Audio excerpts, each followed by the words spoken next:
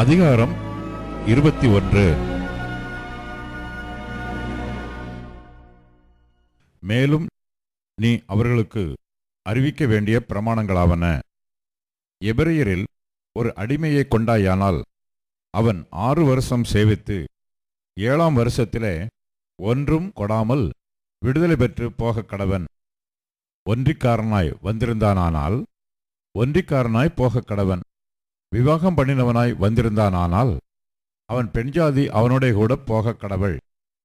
அவன் எஜமான் அவனுக்கு ஒரு பெண்ணை விவாகம் செய்து கொடுத்தும் அவள் அவனுக்கு ஆண் பிள்ளைகளையாவது பெண் பிள்ளைகளையாவது பெற்றும் இருந்தால் அந்த பெண்ணும் அவள் பிள்ளைகளும் அவள் எஜமானை சேரக் கடவர்கள். அவன் மாத்திரம் ஒன்றியாய் போகக் கடவன். அந்த வேலைக்காரன், என் எஜமானையும் என் பெண்ஜாதியையும் என் பிள்ளைகளையும் நேசிக்கிறேன், நான் விடுதலை பெற்று போக மனதில்லை என்று மனப்பூர்வமாய் சொல்வானானால் அவன் எஜமான் அவனை நியாயாதிபதிகளிடத்தில் அழைத்து கொண்டு போய் அவனை கதவின் அருகேயாவது கதவு நிலையின் அருகேயாவது சேரப்பண்ணி அங்கே அவன் எஜமான் அவன் காதை கம்பியினாலே குத்தக் கடவன். பின்பு அவன் என்றைக்கும் அவனிடத்திலே சேவித்துக் கொண்டிருக்க கடவன். ஒருவன் தன் மகளை வேலைக்காரியாக விற்று போட்டானானால் வேலைக்காரன் விடுதலை பெற்று போவது போல அவள் போகக்கூடாது. அவளை தனக்கு நியமித்துக் கொண்ட எஜமானின் பார்வைக்கு அவள் தகாதவளாய் போனால் அவள் மீட்கப்படலாம். அவன் அவளுக்கு துரோகம் பண்ணி அவளை அந்நியர் கையில் விற்று போட அவனுக்கு அதிகாரம் இல்லை. அவன் தன் குமாரனுக்கு அவளை நியமித்திருந்தானால் தன் குமாரத்திகளை நடத்துவது போல அவளையும் நடத்த கடவன். அவன் வேறொரு பெண்ணை கொண்டானாகில் இவளுக்குரிய அன்னவஸ்திர விவாக கடமை ஆகிய இவைகளில் குறைவு செய்யாமல் இருப்பானாக. இம்மூன்றும் அவன் அவளுக்கு செய்யாமற் போனால் அவள் பணம் கொடாமல் விடுதலை பெற்று போகக் கடவள். ஒரு மனிதனை சாகும்படி அடித்தவன் நிச்சயமாய் கொலை செய்யப்பட கடவன். ஒருவன் பதிவிருந்து கொள்ளாமல் தேவச் செயலாய் தன் கைக்கு நேரிட்டவனை கொன்றால் அவன் ஓடிப்போய் சேர வேண்டிய ஸ்தலத்தை உனக்கு நியமிப்பேன். ஒருவன் பிறனுக்கு விரோதமாக சதி மோசம் செய்து அவனை துணிகரமாய் கொன்று போட்டால் அவனை என் பலிபீடத்திலிருந்தும் பிடித்து கொண்டு போய் கொலை செய்ய வேண்டும். தன் தகப்பனையாவது தன் தாயையாவது அடிக்கிறவன் நிச்சயமாய் கொலை செய்யப்பட கடவன். ஒருவன் ஒரு மனிதனை திருடி விற்று போட்டாலும் இவன் அவன் வசத்தில் இருக்க கண்டுபிடிக்கப்பட்டாலும் அவன் நிச்சயமாய் கொலை செய்யப்பட கடவன். தன் தகப்பனையாவது தன் தாயையாவது சபிக்கிறவன் நிச்சயமாய் கொலை செய்யப்பட கடவன். மனிதர் சண்டை பண்ணி ஒருவன் மற்றொருவனை கல்லால் எரிந்ததினாலாவது கையால் அடித்ததினாலாவது அவன் சாவாமல் கட்டில் கிடையாய் கிடந்து திரும்ப எழுந்திருந்து வெளியிலே தன் ஊன்றுகோலை பிடித்து கொண்டு நடமாடினால் அடித்தவன் ஆக்கினைக்கு நீங்களாயிருப்பான். ஆனாலும் அவனுக்கு வேலை மெனக்கட்ட நஷ்டத்தை கொடுத்து அவனை நன்றாய் குணமாக்குவிக்க கடவன்.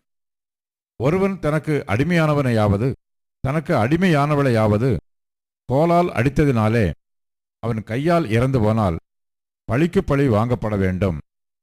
1 நாளாவது 2 நாளாவது உயிரோடு இருந்தால் அவர்கள் அவனுடைய உடைமை ஆகையால் பழி வாங்க வேண்டியதில்லை. மனிதர் சண்டை பண்ணி கர்ப்பவதியான ஒரு ஸ்திரியை அடித்ததினால் அவளுக்கு வேறே சேதமில்லாமல் கர்ப்பம் விழுந்து போனால் அடிபட்ட ஸ்திரியின் புருஷன் அடித்தவன் மேல் சுமத்துகிறதற்கு தக்கதாயும் நியாயாதிபதிகள் செய்யும் தீர்ப்பின்படியும் தண்டம் கொடுக்க வேண்டும். வேறே சேதம் உண்டானால் ஜீவனுக்கு ஜீவன், கண்ணுக்கு கண், பல்லுக்கு பல், கைக்கு கை, காலுக்கு கால், சூட்டுக்கு சூடு, காயத்துக்கு காயம், தழும்புக்கு தழும்பு பழி கொடுக்க வேண்டும். ஒருவன் தன் அடிமையானவன் கண்ணையாகிலும் தன் அடிமை பெண்ணின் கண்ணையாகிலும் அடித்ததினால் அதை கெடுத்தால் அவன் கண்ணுக்கு பதிலாக அவனை விடுதலை பண்ணிவிட வேண்டும். அவன் தன் அடிமையானவன் பல்லையாவது தன் அடிமை பெண்ணின் பல்லையாவது உதிர அடித்தால் அவன் பல்லுக்கு பதிலாக அவனை விடுதலை பண்ணிவிட வேண்டும். ஒரு மாடு ஒரு புருஷனையாவது ஒரு ஸ்திரியையாவது முட்டினதினால் சாவுண்டானால் அந்த மாடு கல்லெறியப்பட வேண்டும். அதன் மாம்சம் புசிக்கப்படலாகாது. அப்பொழுது மாட்டின் எஜமான் ஆக்கினைக்கு நீங்களாயிருப்பான்.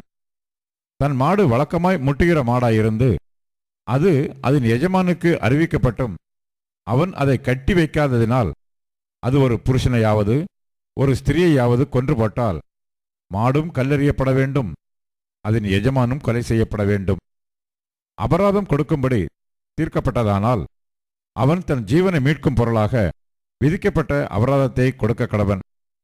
அது ஒருவன் மகனை முட்டினாலும் சரி, ஒருவன் மகளை முட்டினாலும் சரி, இந்த தீர்ப்பின்படி அவனுக்கு செய்யப்பட வேண்டும். அந்த மாடு ஒரு அடிமையானவனையாவது ஒரு அடிமை பெண்ணையாவது முட்டினால் அதற்கு உடையவன் அவர்களுடைய எஜமானுக்கு 30 சேக்கல் நிறையான வெள்ளியை கொடுக்க கடவன். மாடு கல்லெறியப்பட வேண்டும். ஒருவன் ஒரு குழியை திறந்து வைத்ததினாலாவது ஒரு குழியை வெட்டி அதை மூடாதே போனதினாலாவது அதிலே ஒரு மாடாவது ஒரு கழுதையாவது விழுந்தால் குழிக்கு உடையவன் அதற்கு ஈடாக பணத்தை மிருகத்தின் எஜமானுக்கு கொடுக்க கடவன்.